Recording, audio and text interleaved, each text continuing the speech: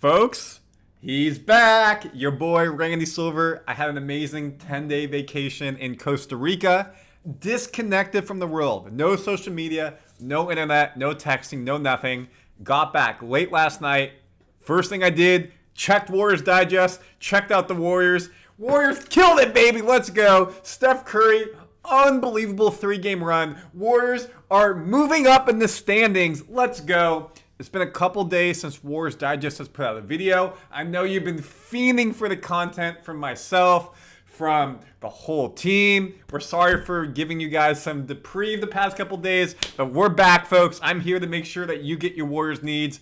Big game tonight against Houston, but first, we got to go over everything that's happened the past week in Warriors land. We're going to go over player stats, the team stats. We're going over the standings, the key things for you to know as we move in to this final stretch of the last couple games, a handful of games left.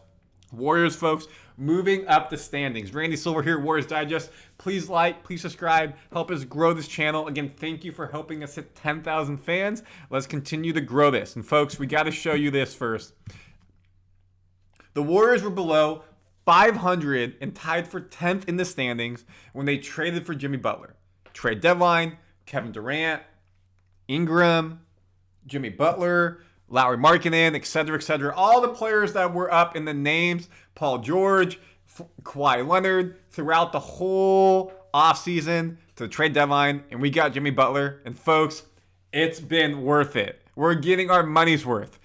Skeptical or not, I was skeptical because of what happened in Miami, but he's been a blessing for this Warriors team. We're now 15 games above 500 in a realistic position to grab home court in the first round. And folks, I want to show you something before we get going. What did I say about the Warriors? I predicted we would go 49-31 this season. And this, of course, is without the 2 games that happened to play in. It was based off the schedule we had. 49-31. We'll update this in a future video of how we've done. But if you look at the standings right now, what are the Warriors? 46-31. 46-31. And we have what? 1, 2, 3, 4, 5 games left, folks. The Warriors, if they win all 5, what can they be? 51-31. Folks, 51-31. If they win 4 to 5, 50 wins this season. I was laughed at for saying the Warriors can do it. And folks, it definitely was not going to happen without Jimmy Butler. We just talked about where we were. We were 25-26 basically before Jimmy Butler. Unbelievable.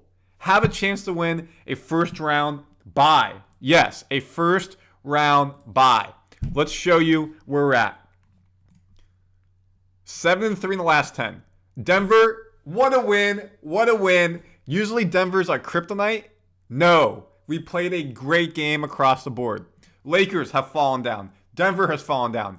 Minnesota moving up, 7-3 like us. Clippers staying right there. Memphis firing their head coach. Wow, I was not expecting that. That was a shock when I opened up my phone this morning. They're trending the wrong way. AD back with Dallas. Kings kind of still fuddling right there. Suns, surprising that they have not been able to pop into the top 10, to be honest. Warriors are the hottest team besides Minnesota right now, like in that 3-8 range. Can they get up? Well, if we look at the Warriors' schedule, folks, you got Houston, who's where? Right above them. Already clinched the seed. You know they want to beat the Warriors. They always have that it factor against them. It's always close. But we have this game at home. Phoenix, they're playing for their playoff lives. Massive game. San Antonio, out of it, needs to be a win. Portland, out of it, needs to be a win. And finishing with the Clippers at home, that game could decide a lot. There's a lot riding on that game, and you know it will matter significantly. If you look at the Nuggets, you look at the Lakers, so the teams ahead of us, who do they have coming up? If you look at the schedule, Indiana, Sacramento, Memphis, and Houston. Indiana in the playoffs, Sacramento right there playing for their lives, Memphis playing for their lives, Houston. Tough schedule. Not the easiest for sure. You look at the Lakers. OKC back-to-back. They already clinched, but they're going to be playing hard. Dallas right there in it. Houston, and then ending with Portland. So they do not have an easy schedule whatsoever as well. Oops. And if you look at Minnesota, who they have as a right there with us, Milwaukee right there. And again, with Lillard being out, easier game. Memphis, Brooklyn, Utah, 2 easy games right there. So it looks like Minnesota could go 4-0 here or 3-1, meaning Warriors with a half game basically need to win 4 of the last 5 to be able to move forward. Can we get a game? We're only half a game behind the Nuggets, a game behind the Lakers. Very doable. Lakers own the tiebreaker versus us. I'm pretty sure Denver does as well, meaning we actually have to, we can't tie them. We have to be ahead of them. It's doable, folks. It is doable. You would have said this in February? No. And one of the reasons why, Steph Curry's putting the team on his back. 52, 37, 36 against 3 playoff teams, 3 of the biggest wins of the season, at the Grizzlies, at the Lakers, home with the Nuggets. Impressive. It's just very impressive. When you dive deeper into it, it's efficient as well. Threes, 12 of 20, almost going for Klay's record. 4 of 11 against the Lakers, but did a nice job inside the arc. Made half his threes against Denver and was just controlling the game, playing his pace. In that Memphis game, almost had a triple-double. He's getting assists as well. Again, when people are coming out to double team him on the three-point line, get the ball out. And we're seeing who's doing amazing the past 10 games. This guy, beginning of the season right here, I was saying probably needed to be traded or not re-signed. He was not playing his best. Again, he had some injuries going on. Brandin Podziemski, folks. His last 10, look at this. Playing 32 minutes, shooting lights out from 3, 52%, 73% from the free throw line, 6 rebounds, 3 assists, 18 points. That's massive for either sometime starting, backup point guard, but he is proven he can be on this team moving forward. I know he had the back injury. Maybe that was preventing him. When he had the time off and came back, was much better. But folks, this 51% from 3, he couldn't buy a 3 early in the season. He's now lights out for us. Moses Moody is just chipping away. Again, was getting did not play a second half, getting 3 minutes a game. He's now at 27 minutes the last 10 points, 2 assists, 3 rebounds, and playing solid across the board. 3-point shooting could be a bit better, but he makes timely threes.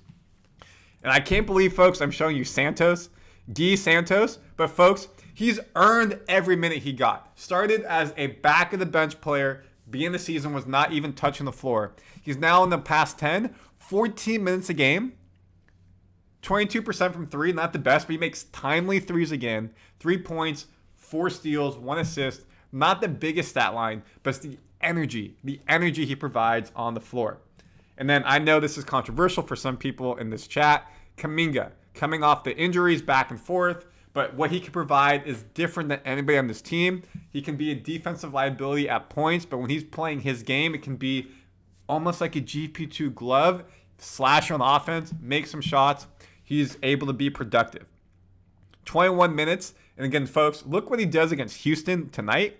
32 minutes this season on average, 25 points. Expect him to have a massive game against Houston. And then lastly, the player you have to look at is Buddy Hield. Again, very inconsistent 3, more consistent as of late the last 10. 38% from the three-point line, 8 points.